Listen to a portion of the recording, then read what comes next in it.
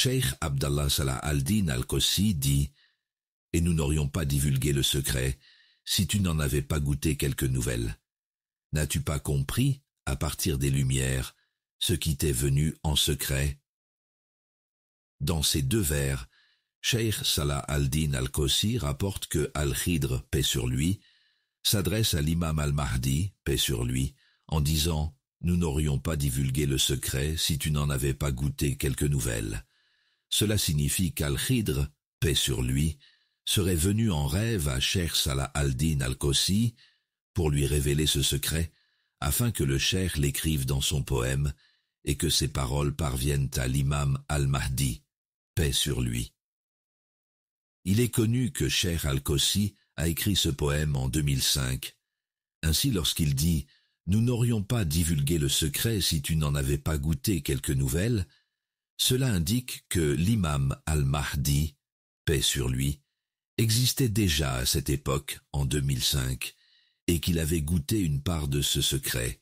C'est pourquoi Al-Khidr, paix sur lui, est venu en rêve au cheikh al-Qossi pour l'inviter à révéler ce secret et à l'écrire dans son poème.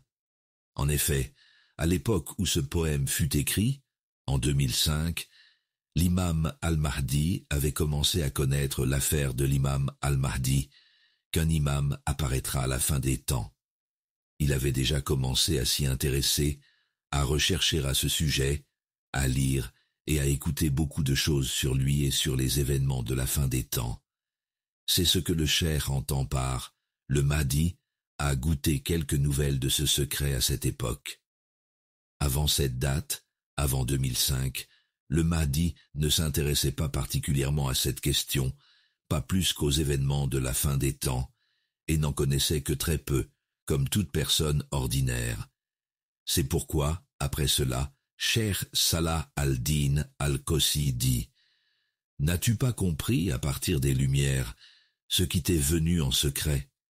Ici, dans ce vers, Al-Khidr, paix sur lui, s'adresse à l'imam al-Mahdi en disant « N'as-tu pas compris, à cette époque où tu as commencé à connaître l'affaire du Mahdi, les événements de la fin des temps, et la sortie de l'imam al-Mahdi, ainsi que ce qu'il accomplira, n'as-tu pas compris, à ce moment-là, les lumières qui te sont parvenues et que tu as ressenties en toi ? Car, auparavant, avant cette période, il ne ressentait pas en lui ces lumières ni ce secret. Et n'as-tu pas compris pourquoi, depuis ce moment-là, tu es resté attaché à ces lumières et à l'intérêt porté à l'affaire du Mahdi et à ce qu'il fera à la fin des temps? Même si tu as essayé de t'éloigner de cette idée, tu n'as pas pu. Ces vers font donc allusion au fait que, pour l'imam al-Mahdi, paix sur lui, il s'est produit un changement radical en 2005 qui l'a amené à s'intéresser à l'affaire de l'imam al-Mahdi et aux événements de la fin des temps. À partir de ce moment, des lumières sont venues en lui et continuent de le dominer jusqu'à aujourd'hui, ces lumières qu'il ressent en lui. Avant cette date, il en connaissait très peu ou ne s'intéressait pas à l'affaire de l'imam al-Mahdi ou aux événements de la fin des temps.